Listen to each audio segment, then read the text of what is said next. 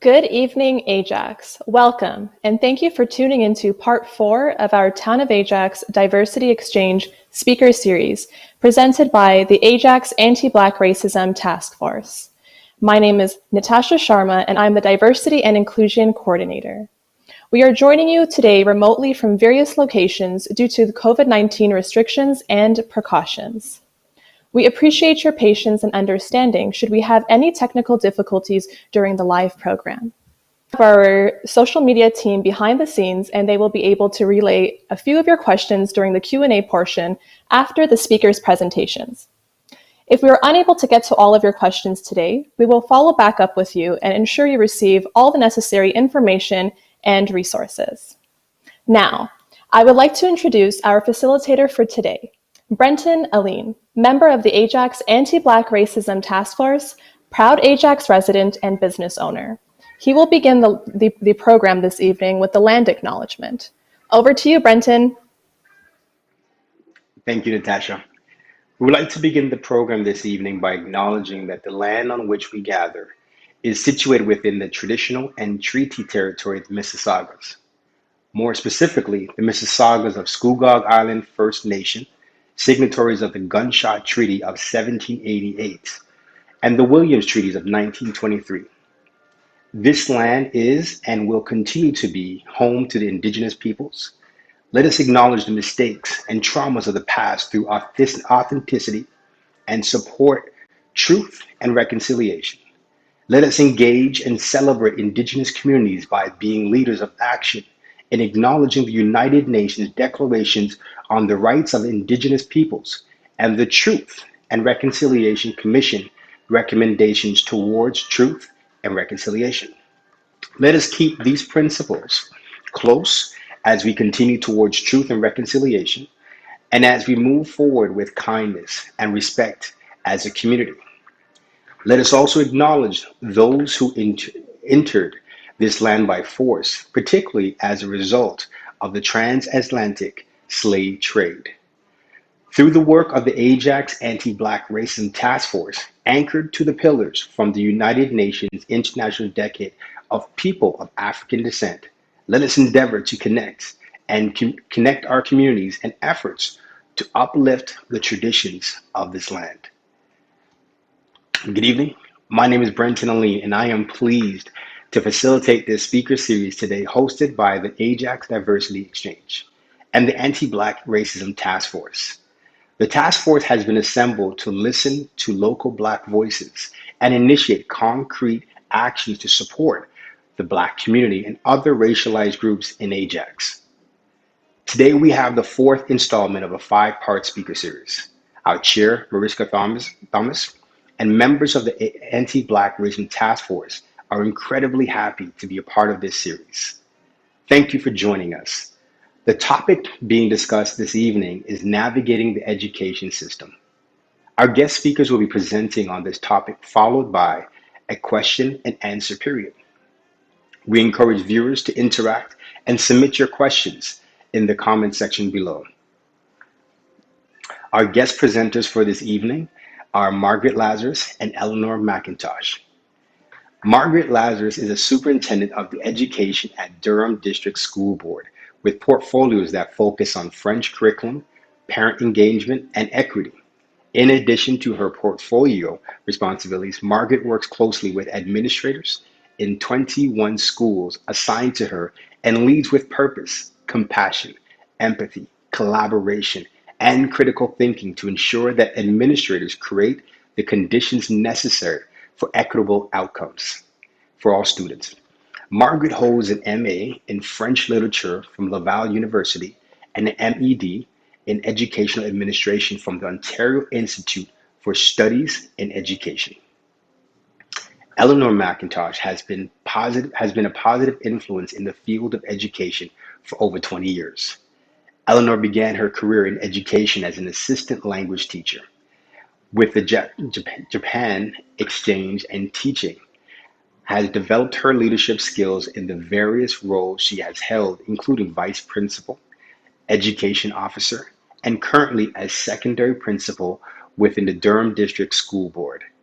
Eleanor is one of the founding members of the Durham Black Educators Network since its inception in 2005. Eleanor is a founding member of the Ontario Alliance of Black School Educators and currently sits on the board of directors for 100 Strong Foundation, working with Black male youth and the Black Opportunity Fund, a national organization established in 2020.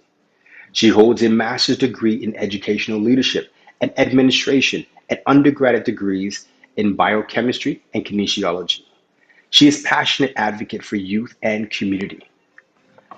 Now, to begin this conversation, we have Superintendent Margaret Lazarus and Principal Eleanor McIntosh on navigating the education system.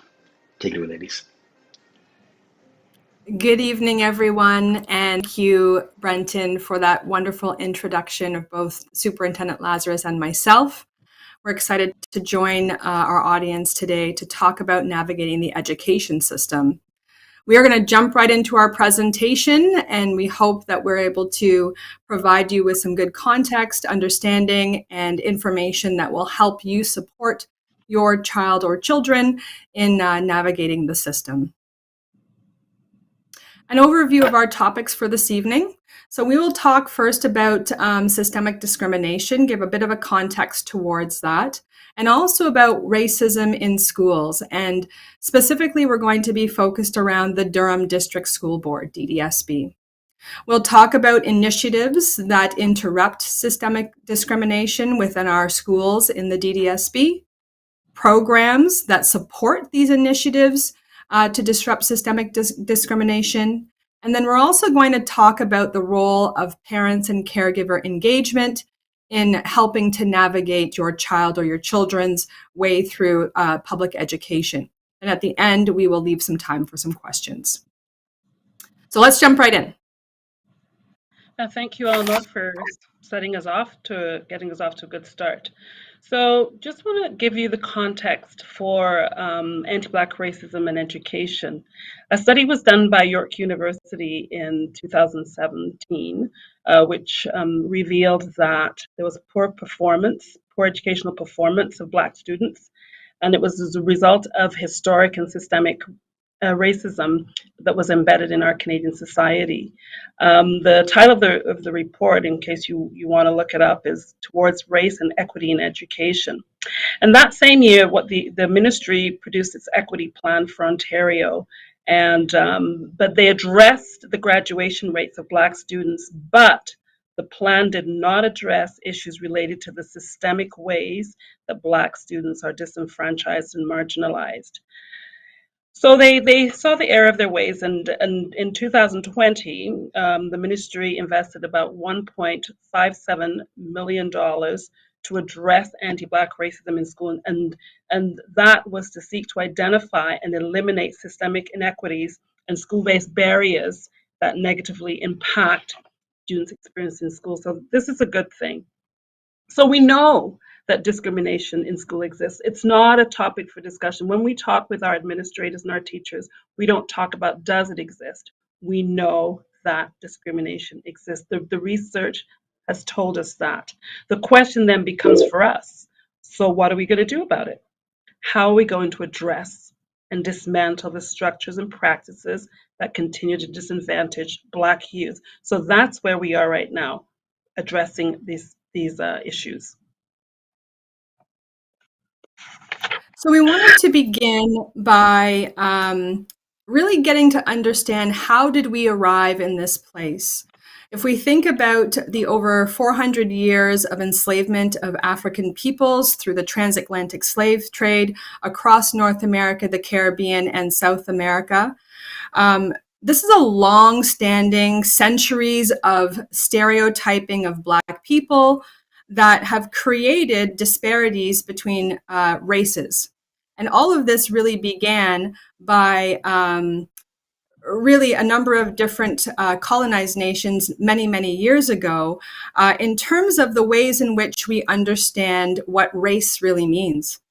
And so in the image that you're seeing here on the screen, this explains or helps us to understand how we move from the development of beliefs and attitudes that leads us to the actions and behaviors that have of where we are today in terms of discrimination, institutional and systemic.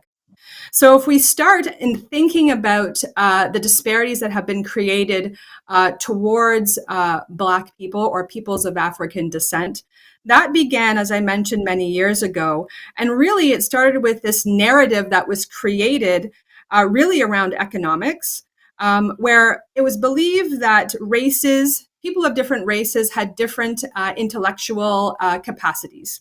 And so there was this notion that intellectual capacity was tied to a biological factor of race, which is completely untrue.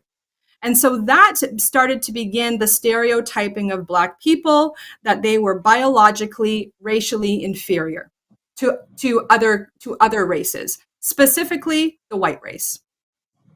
From there, this stereotype then gets broadened and generalized across communities and populations. And so now the feelings that we have about one or two individuals it now expands to broader groups or the whole community. So that's when we start to experience prejudice. So now we're applying assumptions and generalizations to a whole group of people. And so now this is where the example that I would provide here is that Black people cannot take on certain jobs because they are intellectually inferior to their white counterparts. And so we now see a division of employment and a division of labor that happens along racial lines. Then from there, this continues to manifest into discrimination. So this is the ways in which we now actually action the attitudes and beliefs that we have developed and treat people differently. So the example here would be, if we're thinking of the labor market or employment market, that Black people no longer are hired in particular jobs, right? Because it is believed generally that Black people are not suitable or cannot manage intellectually white-collar, managerial, supervisory, high-level jobs. So you now see this significant division in the employment market, and you see a lot of the impact and statistics that we see today in society around disparities in pay equity or employment equity.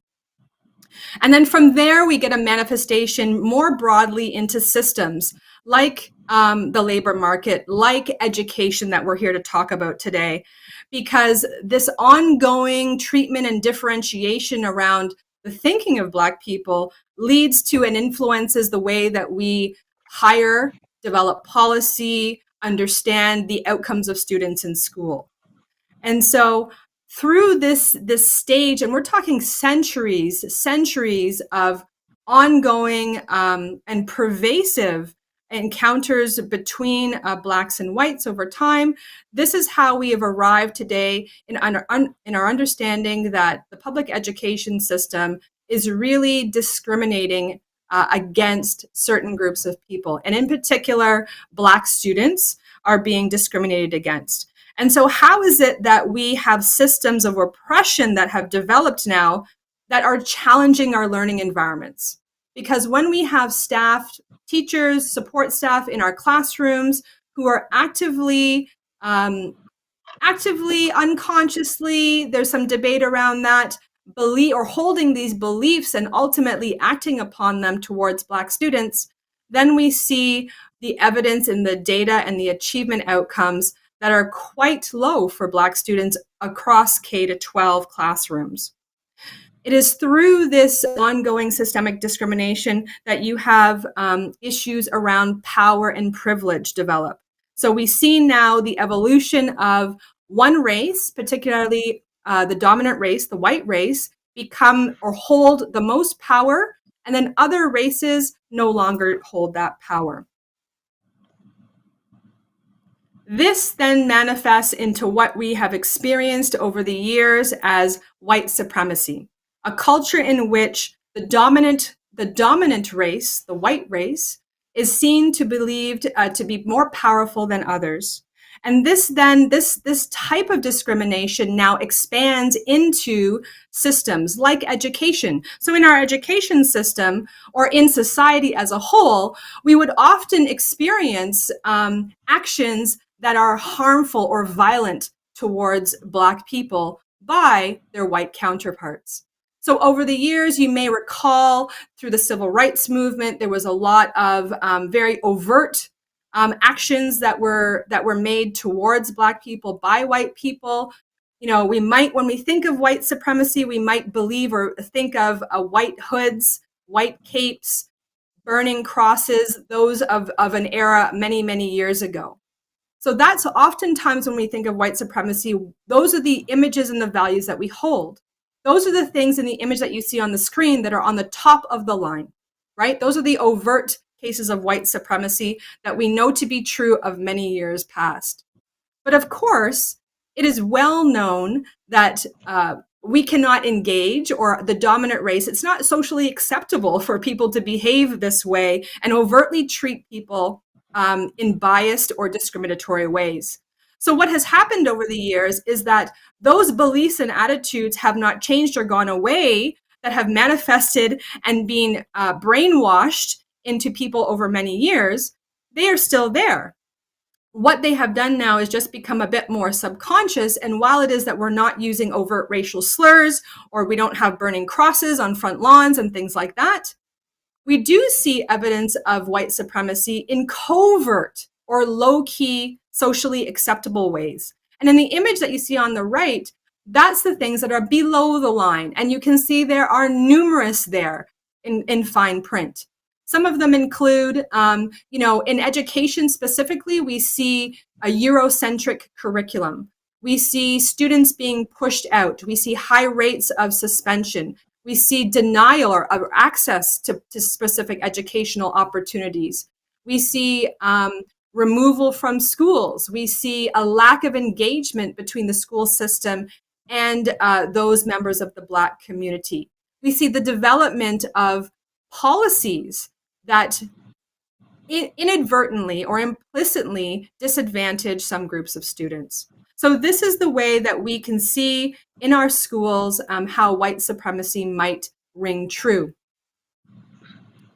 Under the line, perhaps many students will come home and describe the feelings that they get in the classroom as microaggressions. So microaggressions are forms of unintended discrimination. So it's the discrimination that still exists that I spoke of.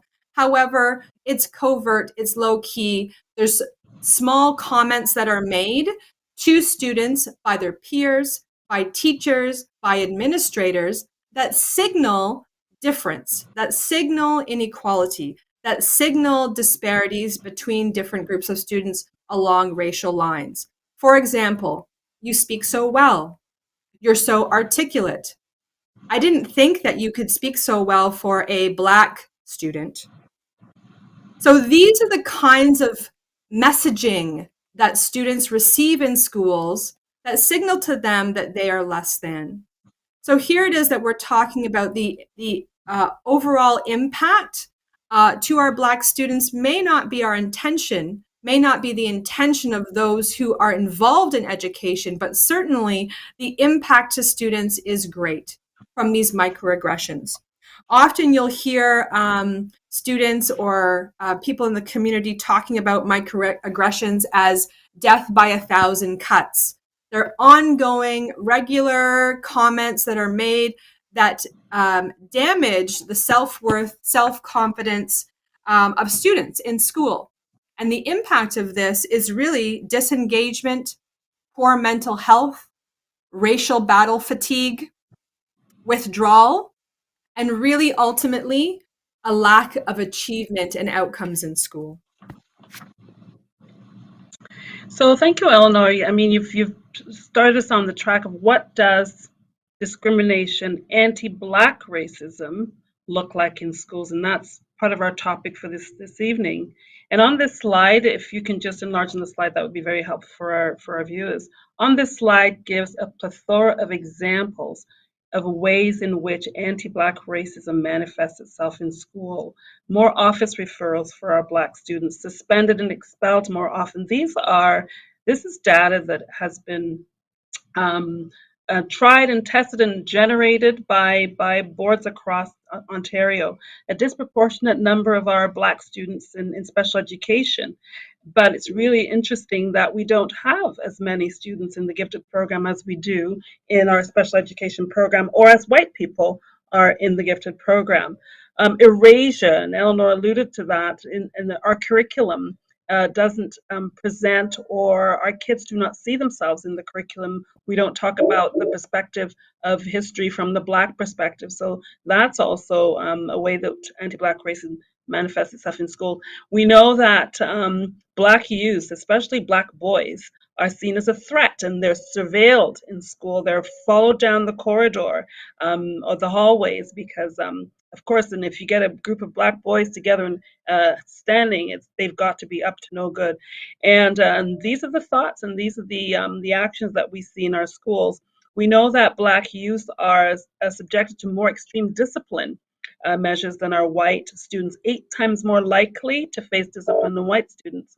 Our Black parents end up receiving trespass orders in the school and have been reported to CAS for offenses that have included challenging school officials in whether a child needs medication for attention deficit disorder. So things like that is a manifestation of the anti-Black racism that our Black students are facing in school. Even when teachers say, and they're well-meaning, as Eleanor said, I don't see color.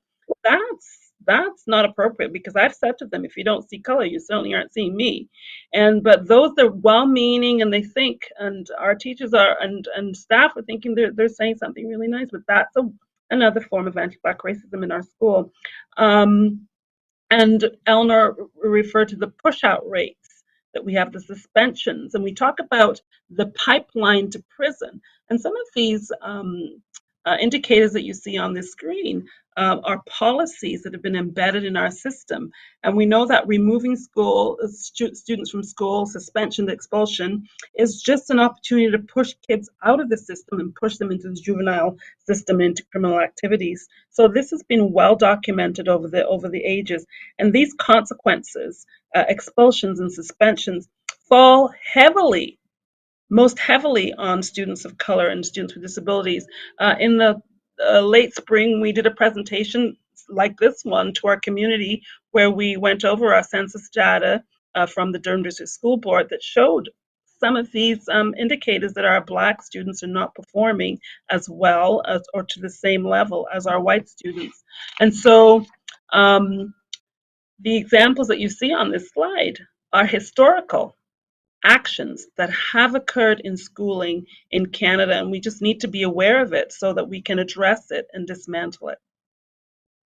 And on the next slide that you see shows you the relationship, as I've talked about, that schooling is a microcosm and a reflection of societal structures. 42% of Black students are suspended at least once by the time they graduate from high school, as compared to 18% of white students. 41% of Black children in CS care, but make up just 8% of our youth population across Canada. 10% of federal prison population is housed by Black people, but they only make up 3.5% of the population. And we know that some of these statistics that we see here started in our school. Our schools have become a pipeline to prison and to some of the stats that we see in our society. So as a school system, we need to interrupt these things so that everyone has an equal and fair chance to be successful in education.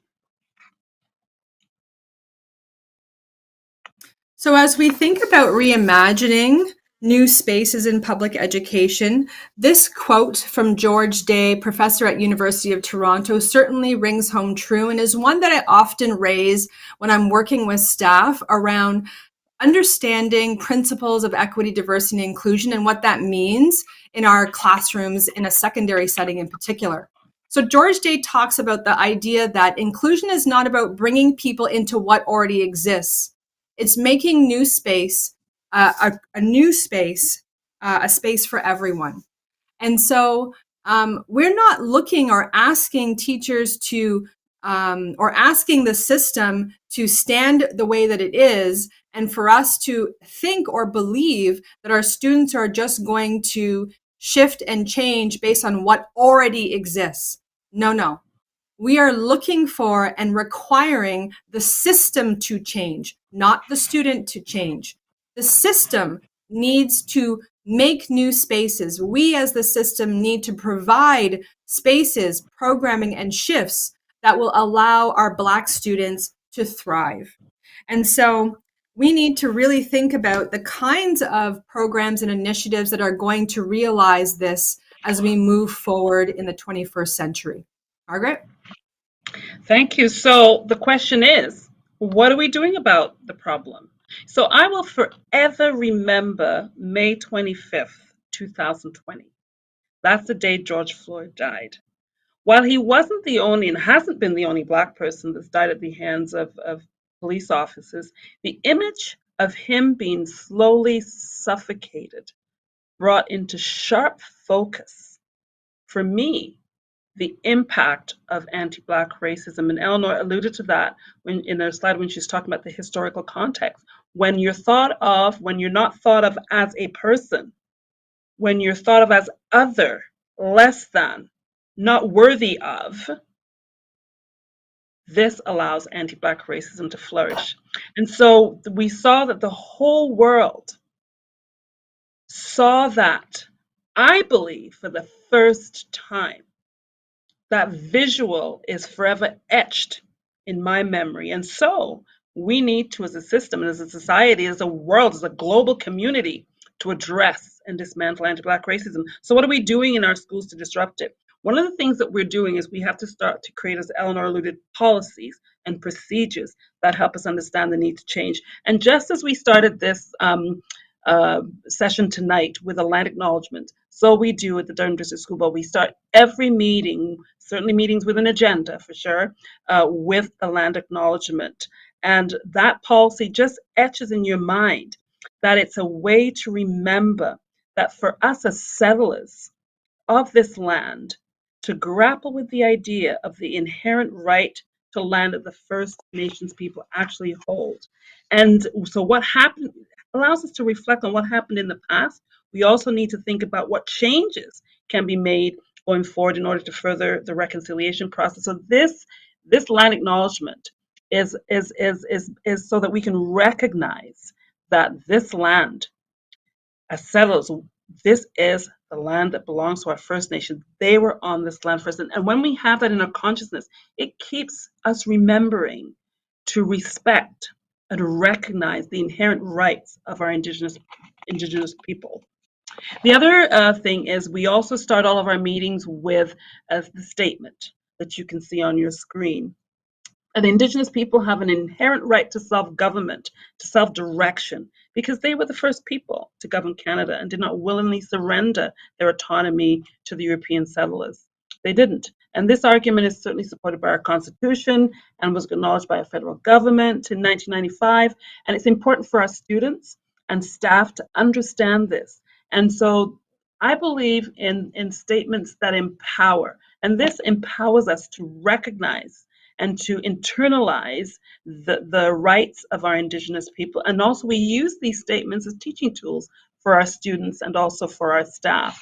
The other statement that we include always in any meeting that we have is the Durham District School Board's commitment to that safe environment, the human rights, that education is a human right.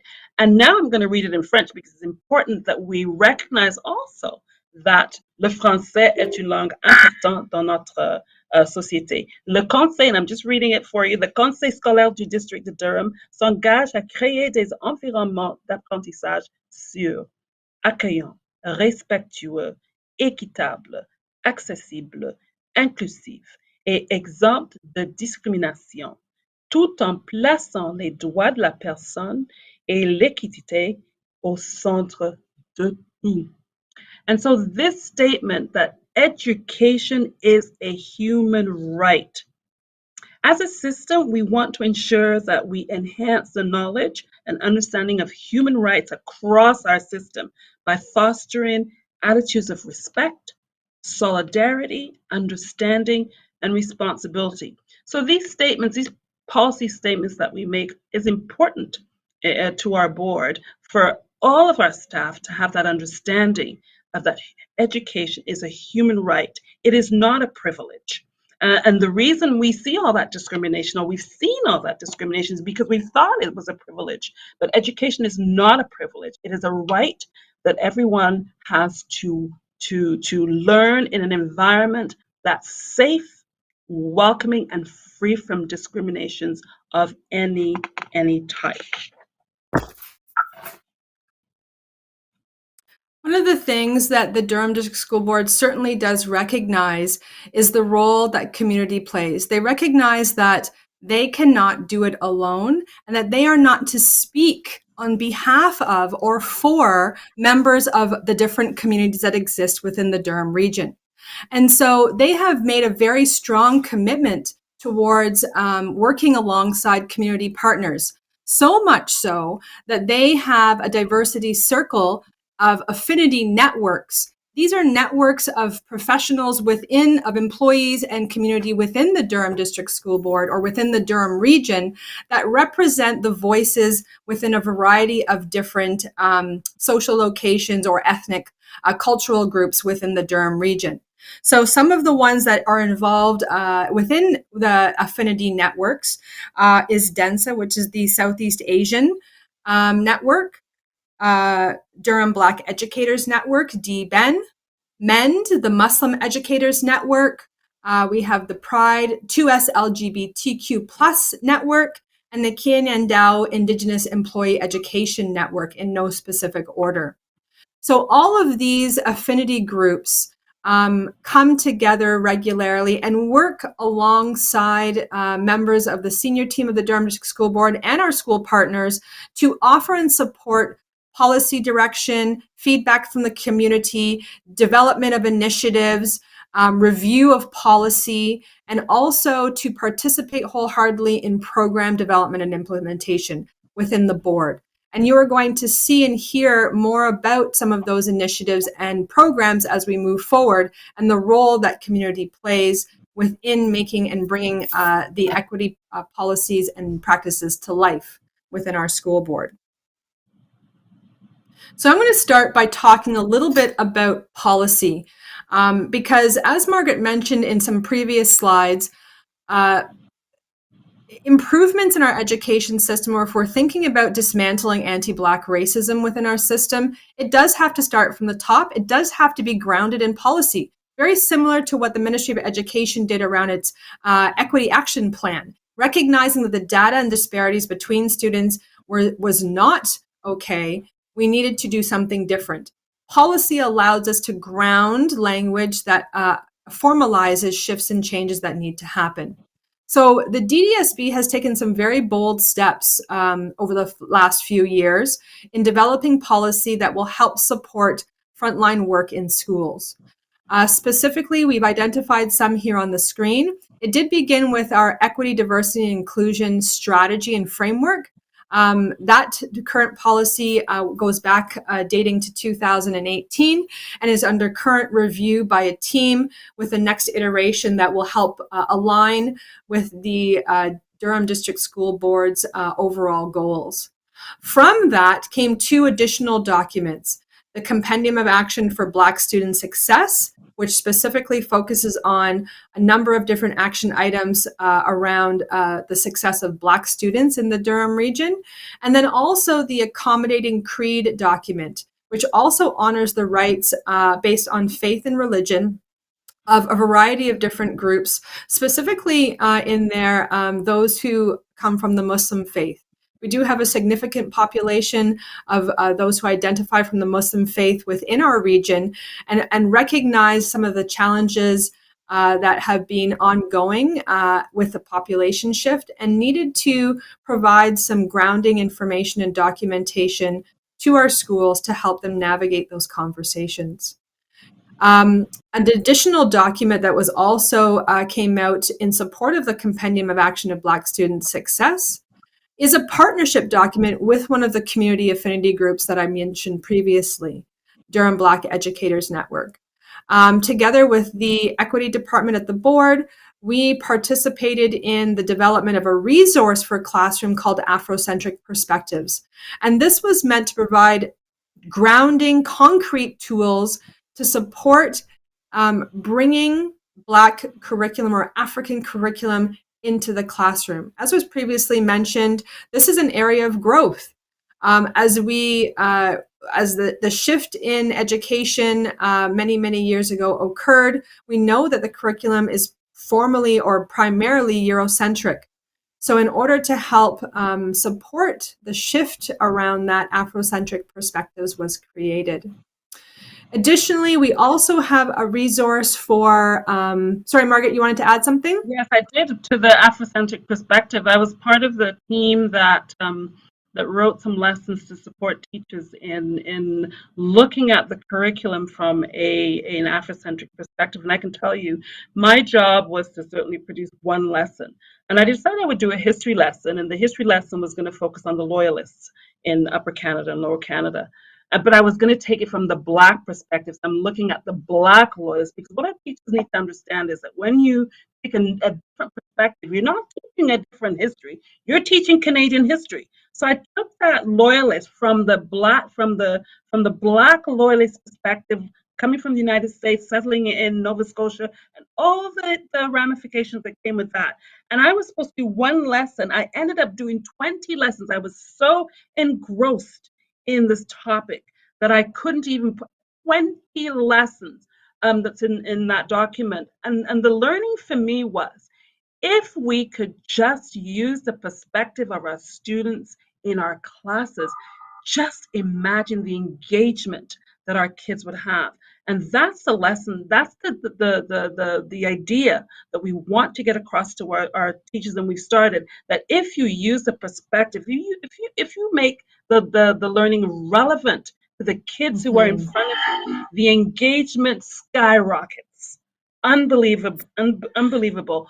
As Eleanor said, we are growing in that area, but I can see the changes coming. But we have to be concerted and dedicated and committed to ensuring that all of our students are represented in curriculum. Thank you, Margaret, for adding that, because I know you were heavily involved in that writing.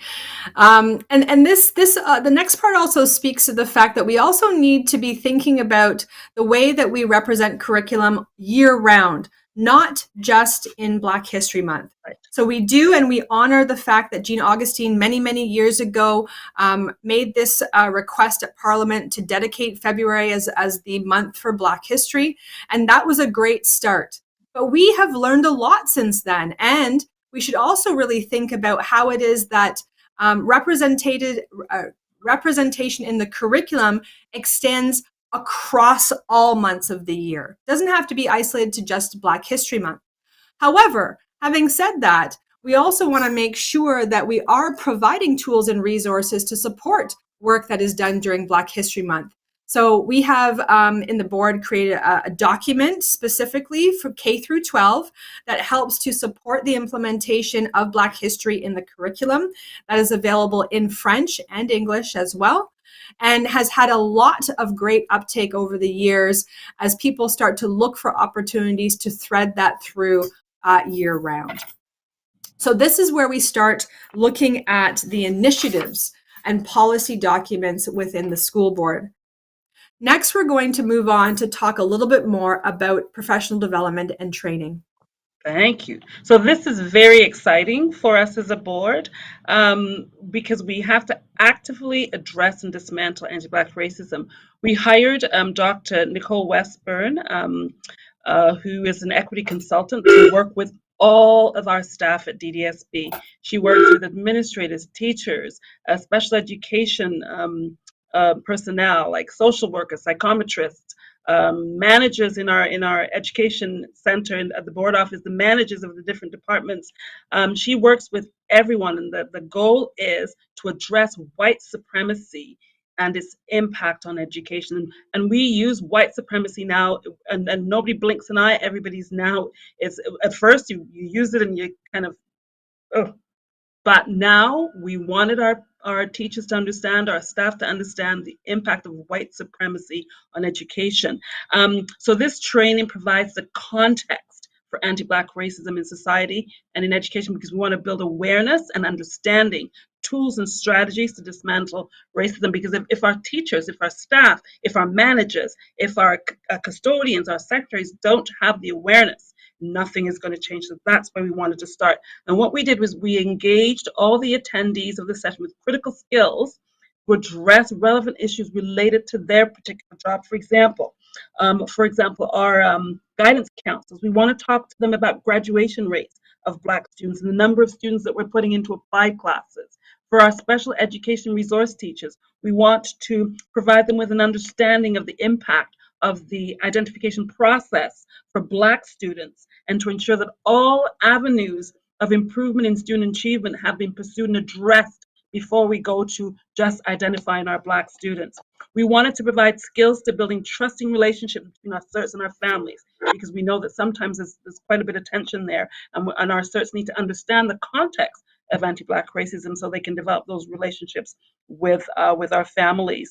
Our facilitators and teachers, we wanted to build an awareness in them of how ABR, anti-Black racism, presents in schools and in the classroom.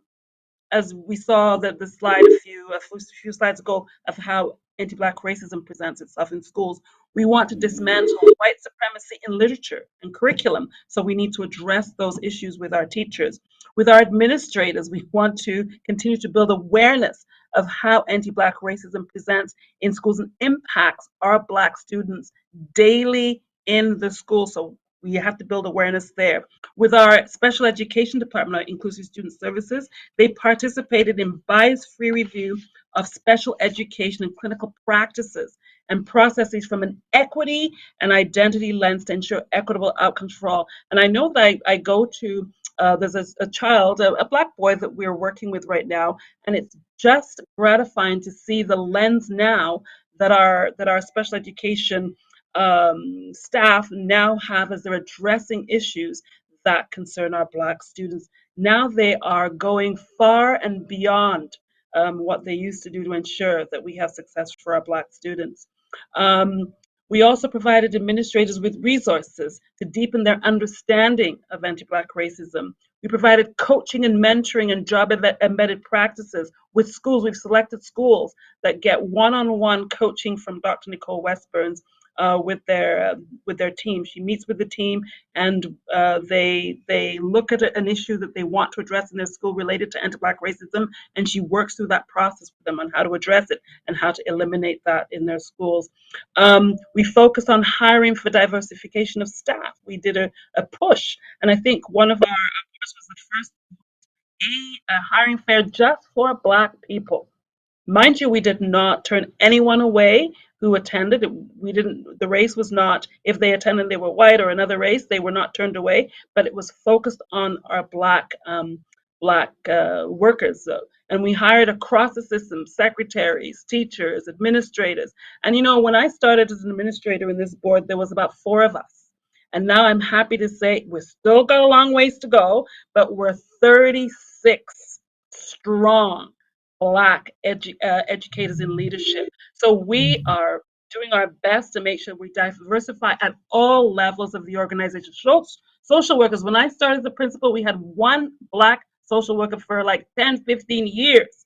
And now I can't even tell you how many. I meet them and I say hello in the board. It's so gratifying when they say I'm a social worker, and I'm so happy because now we're diversifying at all levels of the organization.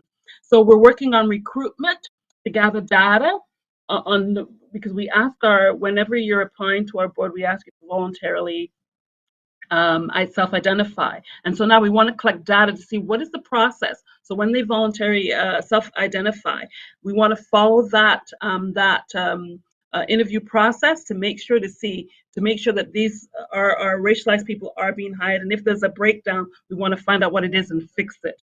So these are tools and training. I'm so excited because when I started as a principal, what I see today in our board is vastly different. Are we there yet? Are we there yet, as kids always say when they're going on a long trip? No, we've got a ways to go. But what I'm encouraged about is that we started and we have the impetus and we're moving forward because we know that eliminating, dismantling anti-Black racism, it's It's a must. It's an imperative. And I'm so thrilled that we're doing our best in our board to make sure that we address these issues at all levels of the organization.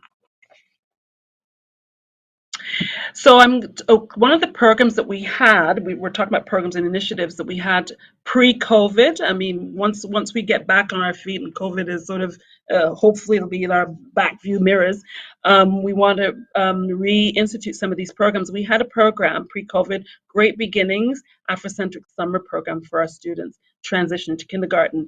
The program exposed our Black pre-kindergarten kids to culturally relevant pedagogy, as well as what school would look like and sound like and feel like when they attended. So they would go through the summer. And in that program, lots of diverse books that related to the identity of the children was used. The instructors found different ways to tie the culture of the children into the themes in the classroom. I think what was most important about this program is that the culture of the students was affirmed, and the students were able to see that Blackness is who they are. And it's something to be proud of, not something to hide. Because I've gone to a school, one of my schools is in Brooklyn, and we had a little Black girl in the class that was not, it was the French immersion school, was not happy that she was Black and wanted to be white. And so the principal talked to me about it. I had to go in and we read some books, books about Black kids and color, and to affirm that child and for her to see me as a leader, because some of our schools still need to diversify in different areas. We know the population is different, and we're working certainly to diversify some of our schools that are monocultural in its staffing. So, and then this past year, another program that we did was, this was with our educators, however, our kindergarten educators, because we really want to start early. It's not just about high school and intermediate years, but our early years. We want to have a program where we start embedding those dismantling anti-Black racism in our system. So the kindergarten educators engaged in several professional learning opportunities focused on how pedagogy, teaching instruction, and environment address anti-Black racism. So educators were asked to reflect on current events through various professional resources and how the impact of these events affect the conversation and the interaction in the classroom. And so this program was also very well received, so much so that the educators have formed a group called The Circle, where they will continue to partner with the early years department, the kindergarten teachers in the early years department, to have an opportunity to continue to identify and to address issues of anti-Black racism in the early years program. So we're trying at all different levels to address and dismantle anti-Black racism. And it's important that you as our community know this so that you can hold our feet to the fire and certainly address issues that arise in your home, your community, and certainly hold us accountable for what we are saying and doing in our board. Eleanor. Thanks, Margaret. I'm going to provide some context for the next two levels. So the junior level, grades 4 to 6, and then 7 to 12 high school. So again, there's we do see a number of different programs being implemented to support learners. So the first one that exists, and many of these are included as part of the Compendium of Action for Black Student Success that I mentioned earlier, and also are supported and implemented, delivered by our community partners or affinity networks. And so the Durham Black Educators Network is one such affinity network that does provide a number of resource supports. So the And Still We Rise elementary program is one that has been around for many, many years. It's a way to engage students in grades 5 and actually through 8 and their parents and caregivers in an event that usually runs out of an elementary school on a Saturday. It does feature a program specifically for parents and caregivers that often aligns with support that can be provided at home. But then also we have a program for our elementary students that is, as Margaret mentioned before, culturally affirming and relevant to them.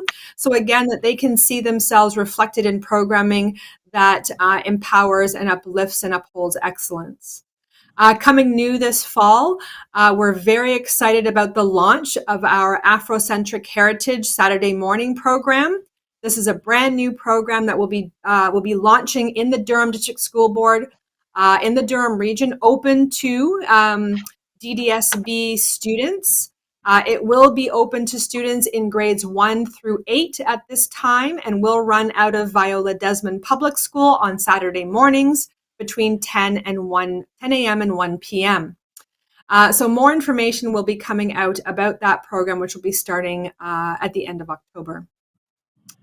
We have our Coaching for Excellence program. This is an academic tutoring support program to help combat the disparities that we see in achievement outcomes for our Black students. So this is direct intervention to help move and close gaps for students. The program does start in grade 6 and continues up to grade 12. You'll see that on the next slide as well.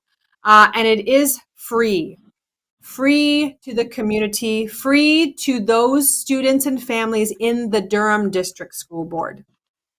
And that program started last year, offers an hour per week to students, and will continue on next year. We had great uptake. We had 170 families who engaged with us and provided supports for about 65 of those families over the course of the whole year. And the final one that we offer to support students starting in grade 6 again is our Strong Summer Academy program, which is in a partnership with 100 Strong Foundation. We have run this program now with an expansion from Toronto in Durham for the last 4 years. Because of COVID, this last year was a virtual program, but typically it's an in-person program for Black male students between grades 6 and 8, ages 11 to 13 years old. And it allows those students to participate in a 3-week program that is affirming, culturally responsive, and represents a lot of the principles and ideas that we know to be true from within the Black community. Some additional programs that we have that are offered in grades 7 through 12, so into intermediate and high school. There are many that go on. We've already talked about the Strong Summer Academy program, so it's listed here as well because it's a crossover between junior and senior or high school. But we also do have more recently, we had the second iteration of the Blueprint Project, which is a transition summer project or program for 4 days for students who are going between grade 8 to 9, so who are transitioning to high school. So this is a spin-off, if you will, of an existing program run by the Durham District School Board. But in this particular iteration, it is upheld by Black staff within the DDSB specifically. We try to get a number of male staff to be representative, as oftentimes our students do not see that representation in their schools. And then it specifically is available and focused for Black students who are making that transition, again, because of the value that it adds, that is identity affirming and culturally responsive. In addition to that, we also have a number of other events that occur throughout the year, some of them COVID dependent. We have the Cypher Male Empowerment Conference, again, which is open to Black male students in grades 7 through 12. It happens in the spring, traditionally, at Durham College. We have the Ancillary Rise Secondary Leadership Ambassador Program and Conference, which is open to students in grades 9 through 12. That also runs all year. And then the last, we also have the Empower Her Conference, which is aligns with the Cypher Male Empowerment Conference. The Empower Her Conference was an evolution that helped, that was specifically focused for our young Black women, who we saw that were also experiencing push out and withdrawal from school. So they too were offered a one-day conference experience with a number of different professionals, role models, staff involved that were representative of the Black community, and topics alongside that as well.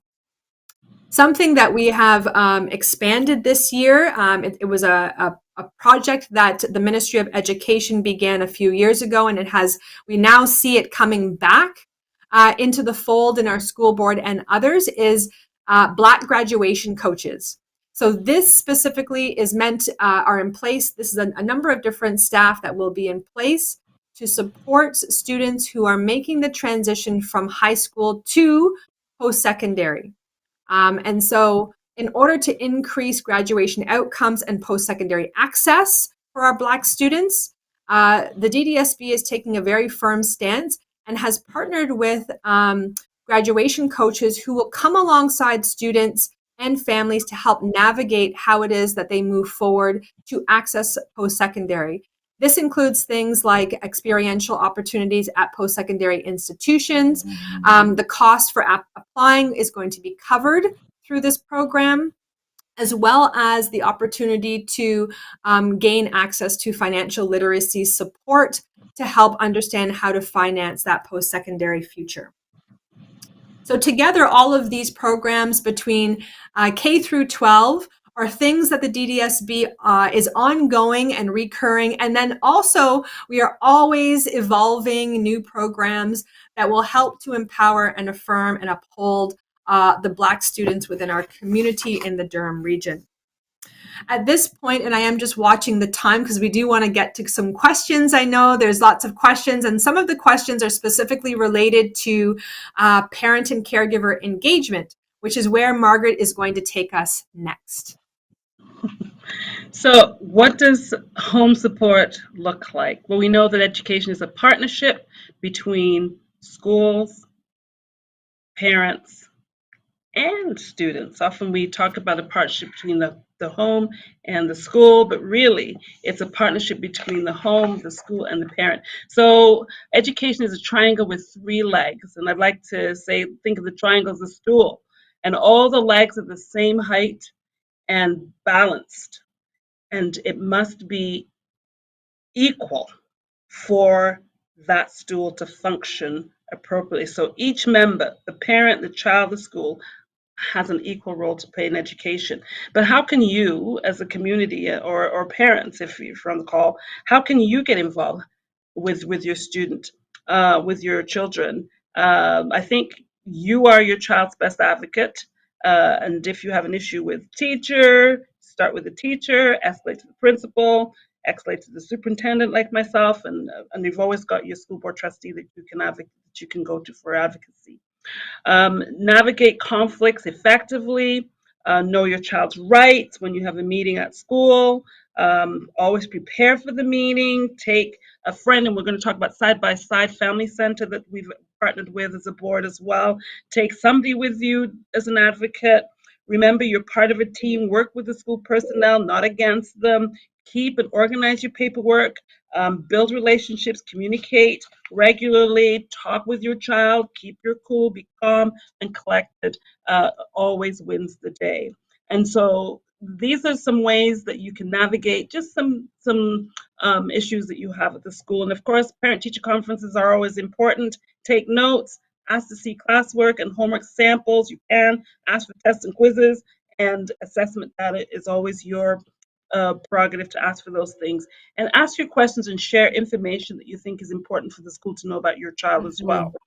And also, when you go to a parent-teacher conference, summarize the main points of the discussion to confirm with the teacher what you've heard, so that you can have be proactive with the next steps. The slide that you see are other ways that you could get engaged in the school, other ways to get involved in our education. There's a parent involvement committee. An ad went out in social media and your school's newsletters. If for those of you who have children at school, all school boards in Ontario are required to have a parent involvement committee, and this is an advisory board to the school board. They support student achievement and well-being by getting parents more involved in their children's learning. So that's a committee that you can have an impact. And we do have about, I think, 20 people that said they want to be on the committee this year. So we're very encouraged about that. The SEC is another way you can get involved. That's an advisory body that makes recommendations to the principal and or to the school board, because there's a larger SEC meeting that we have at the school board as well, to further student achievement and well-being for all of our students. A school community council should always represent the diversity of the school community. So for those of you who are from diverse cultures, it's important that you get involved in your school so that you can represent the interests of all students. And then we have that's launching this fall a French as a second language parent network. These are parents collaborating with board staff to support families and students in core French and in French immersion. So that's going to be launched. So stay tuned for the social media promotions of this group as well. And then we have student and family advocate program side by side, which is a different way to advocate. Generally, if you're having concerns with your child at school and you're having difficulty navigating that with by yourself, that organization is ready to help. They support Black students ages 6 to 12 years old and their families in Durham region, and they want to deliver a highly targeted, community-based, and culturally relevant advocacy support for our parents, Black parents in the community, as they initiate or navigate issues with the school. And so this group was developed to identify and address systemic barriers to Black student achievement, equity, and well-being, certainly of our younger students, because they focus on students ages 6 to 12. And the aim of that organization is to increase positive relationships with the school system and better support Black students with successful transition, educational attainment, and retention. And I must do a little plug for them tonight, is that they are hosting a 4-week online series for parents of Black children ages 6 to 11 years old. And the workshop, it's a workshop online for 4 weeks, and it's going to be interactive. There's registration is important. There's going to be activities and games for the kids, and families that attend can receive a $20 gift certificate. So please be aware that's another advocacy that you can engage with if you have issues that you want to sort out with the school system. So please be aware of that. Side by Side Family Center. You can Google that, and you should be able to get right to that. So there's many different ways.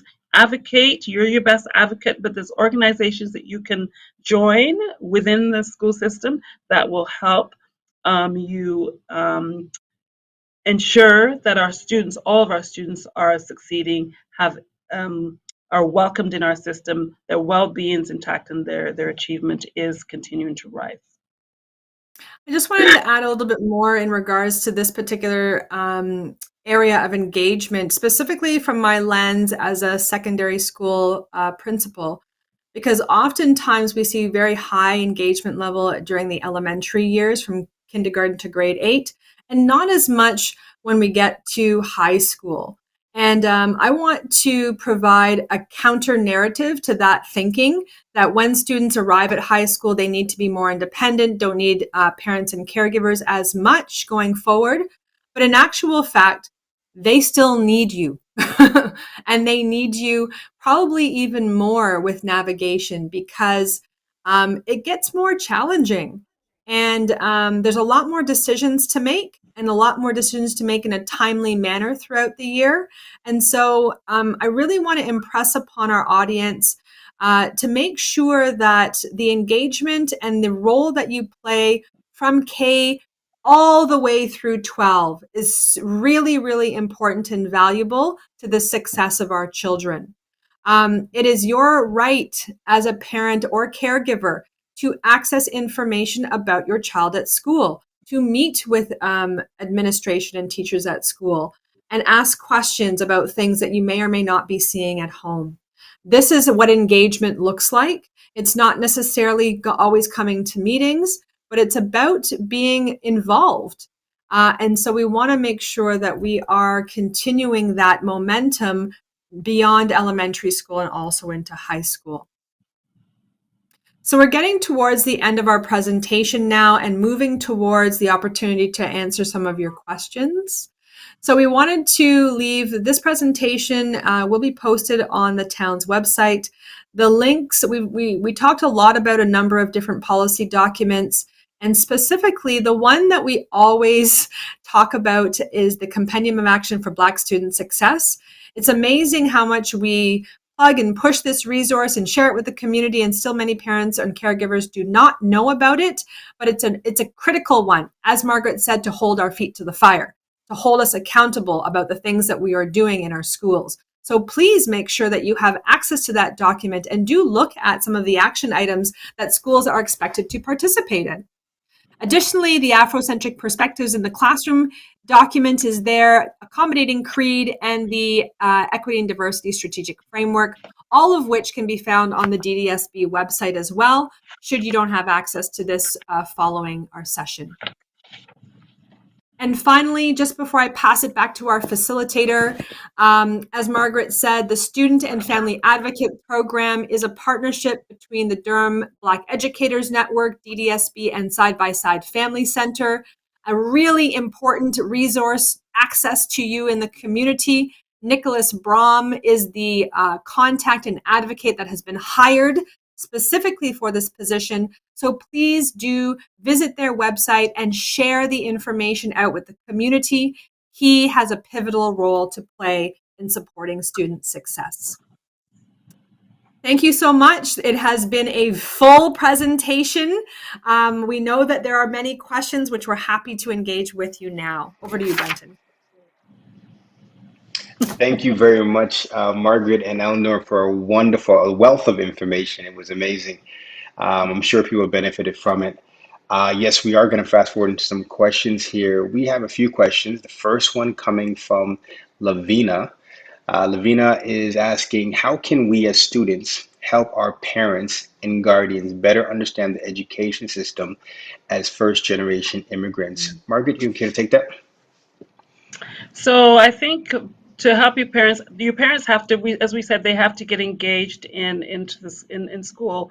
No longer a lot of, back in the days when I was going to school, our parents came to this country and they just left it over to the teachers to educate the children, not recognizing that we were being harmed at school. But back from in the West Indies, where I come from, the teachers were the caregivers of the children during the day, and the parents, the community had total confidence in their teachers. And I think to help your parents understand that they need to become a part of the school, they can volunteer at an elementary school. We have lots of volunteers who come in, and what's always gratifying is when I see parents of all races coming in when they have field trips, or if there's a pizza day, or if there's a math night or a tech night. Parents are coming in to volunteer their help. So one of the ways is to get involved in the school and get involved in your child's education. Make sure that you're keeping in communication with the teacher. Please know your teacher's name. There's nothing more disconcerting when a parent calls and they can't remember the teacher's name. But know your teachers. Keep in contact with them. Remember, communication is a two-way street. Don't always depend on the teacher to call to tell you what's going on. You need to call. You can call the teacher anytime and ask questions about child's education. Please never hesitate. And if you're not getting an answer back, talk to the principal. And if you're not getting an answer, always call the superintendent. When the superintendent calls the school, calls the principal, things get hopping. So just know that the lines that you have to help address some of your issues. But I would say the most important thing that you can do is to get involved in the school, high school, as Eleanor said, as well as the elementary school, to support your child and to support the programs for all children in the school as well. Very good. Thank you. We have another question coming in from Shane. And Shane says, in your presentation, you discuss white supremacy and how it has affected the Black community. With the National Day of Truth and Reconciliation coming up, can you explain how we can help support Indigenous friends and students? Eleanor, can you take that one? I sure can. So while it is that the focus of this presentation is around anti-Black racism and the impacts of white supremacy on the Black community, equally, white supremacy has had similar impacts on our Indigenous ancestors and the community as well. And so in a very parallel way, actually, if not worse, We know the damage and the historical truths around the residential schooling system, the 60s scoop. And so those atrocities and genocides that happened over the course of time have also had an impact on our Indigenous partners.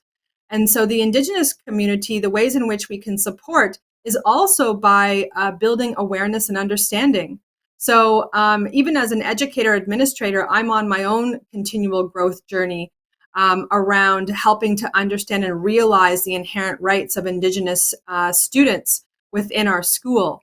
So a few ways that this can happen.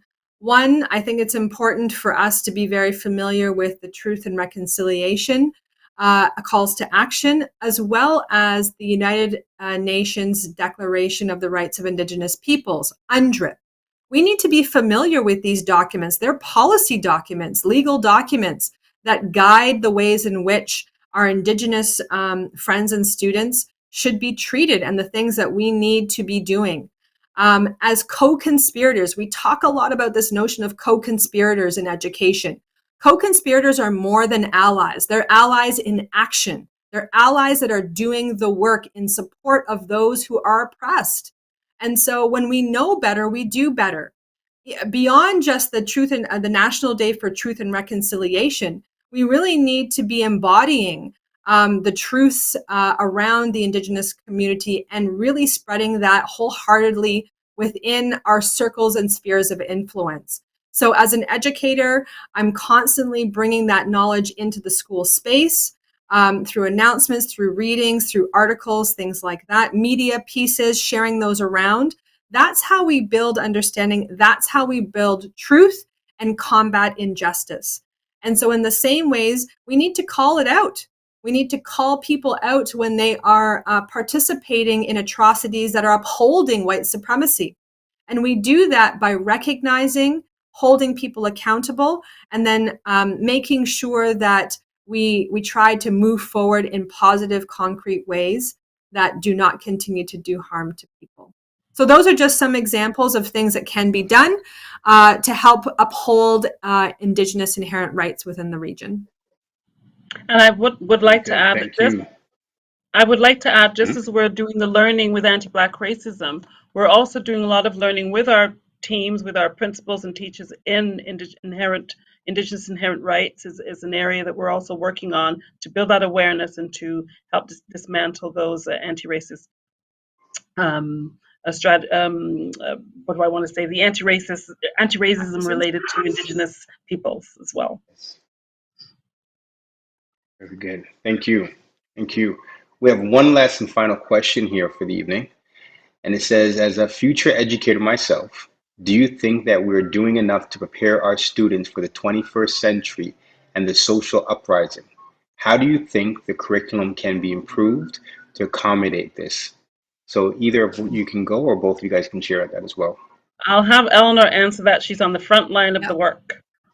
Absolutely. So the short answer to that is unequivocally no. Unequivocally no. We are not doing enough for students to challenge and be prepared to engage in a 21st century world. We're getting better. 100% we are getting better. Teachers are working very hard, extremely hard in the classrooms to try and make sure that we're not upholding bias, that we're not presenting curriculum that is only one-sided, to present perspectives in the classroom, and to invite dialogue in the classroom between teachers and students. And I'm going to give you an example at our school, and then I'll talk about why I still say no. So, Ajax High School, the school that I work at, is just one example. And as a leader, I'm very engaged in ensuring that we are engaged in social justice or injustice work in our schools and not buying into the norms that we have created. And so one of the things that we do with our teachers is we walk them through a framework about how to engage in these conversations, because we cannot assume that every teacher is ready, prepared, and understands how to recognize their own bias and effectively interrupt discrimination within the classroom, and then also to teach and build awareness around or with students those who are racialized and also those who are not, in order to effectively prepare them for what they are going to encounter outside of school. And so while it is that we go through and we practice and we use examples in order to help prepare and build understanding, it is not 100% across every classroom. It is not 100% across every school. When the time comes that is the position of public education, where we see injustices being tackled in the classroom, every school in the system, then we get to the place where our students are prepared to tackle and launch into society, where they are prepared to combat the injustices, and so that we're not perpetuating discriminatory practices and institutional practices that we've seen up until this point. It's actually ridiculous that in the 21st century, this is still occurring. But sad to say, this is the state that we're in. Yeah. And just to piggyback on that, one of the things we want to do this year with our leaders is we want to look at creating anti-racist leaders. That means when our principals are going through the classrooms in their school, visiting the classrooms, doing their walkabouts, we want them to be able to recognize when they go into a classroom, what is it in this classroom that is anti-racist, and how to disrupt that in the individual classrooms, because we really need to get to the desks of the children.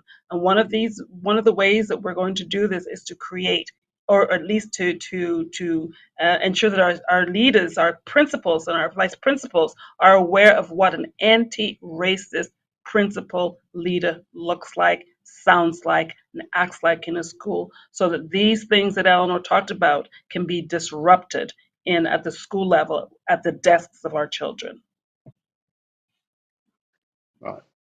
Well, thank you very much, ladies. It's really powerful to hear the great work that you guys have begun and the journey that's really happening. And we understand it's complex work ahead, but it's great and encouraging to know what's being done right now. Thank you, everyone, for your questions. And thank you very much to the wonderful speakers that we have tonight with Eleanor and Margaret. Just as a reminder, we encourage you all to access the resources and information on our task force page to help elevate navigating the education system within our community through programming and our communities. Natasha. Brenton. Thank you, Brenton, for being our wonderful facilitator for the evening. And thank you to our speakers for your time and dedication in contributing to the conversation on navigating the education system and sharing your presentation with us tonight. To continue the conversation, please visit us at ajax.ca/taskforce or facebook.com/AABRTF. And as usual, you can always connect with us on our Town of Ajax social media platforms. Thank you and have a great evening.